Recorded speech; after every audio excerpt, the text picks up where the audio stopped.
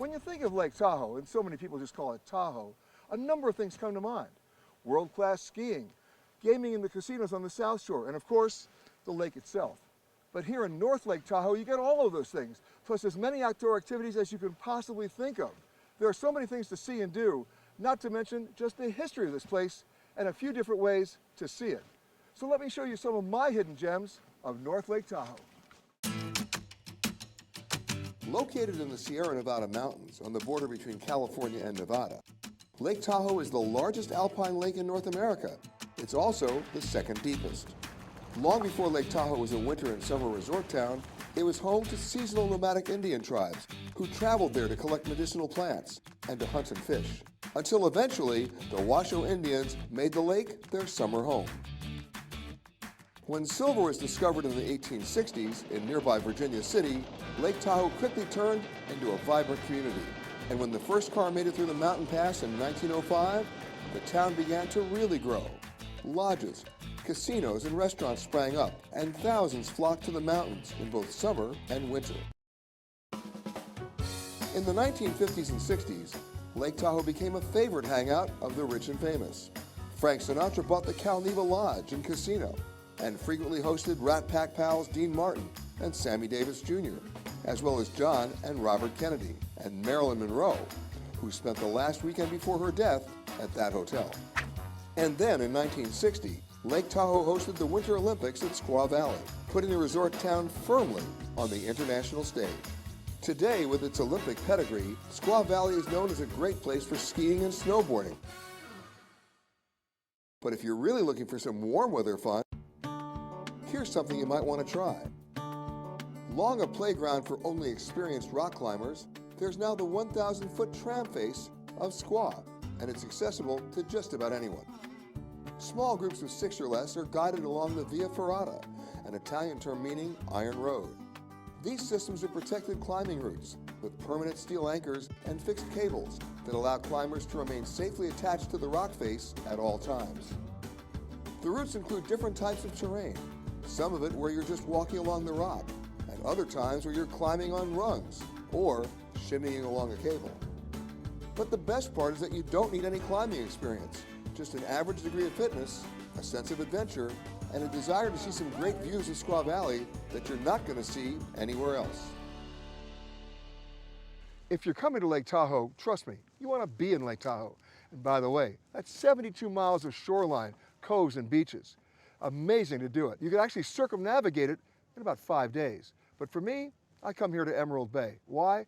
It's the only place in Lake Tahoe that has its own island, complete with an abandoned tea house. Here's another startling fact, the depth of the water. It's as deep as the Empire State Building is high, but you can actually see stuff that's pretty amazing right under the water. Beneath the waters of Emerald Bay, there's a treasure trove of maritime history on the floor of the lake. The California State Parks Department has established an underwater trail in the bay to showcase Lake Tahoe's maritime heritage from the 1920s and 30s, when the Emerald Bay Resort was in its heyday. Denise Japke, the state park's archaeologist, explained how the Heritage Trail came about. It actually started with a popular exhibit that Tahoe Maritime Museum was having in Tahoe City called Ghost Ships. They were highlighting some of the boats that we have in the underwater park.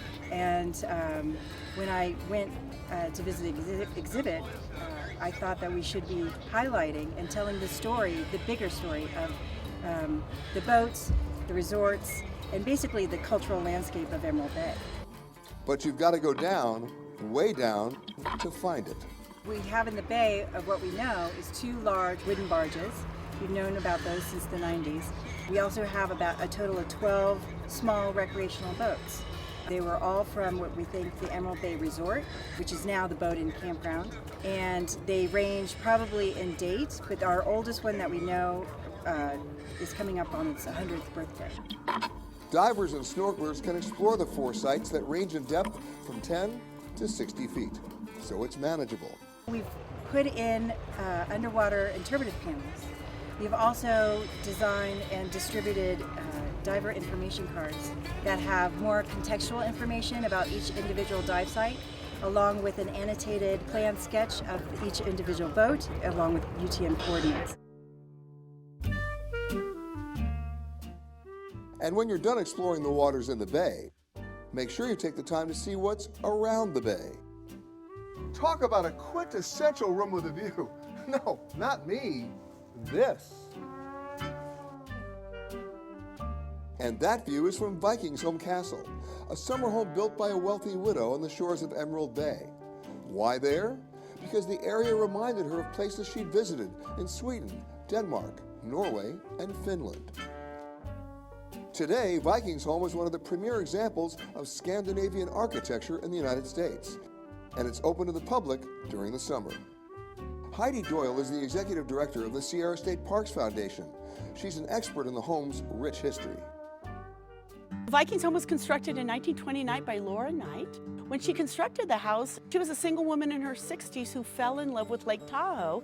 So when the 239 acres of Emerald Bay became available in 1928, she purchased an island called Finette Island, as well as the waterfalls and what is now a California state park for $250,000 to build Vikingsholm.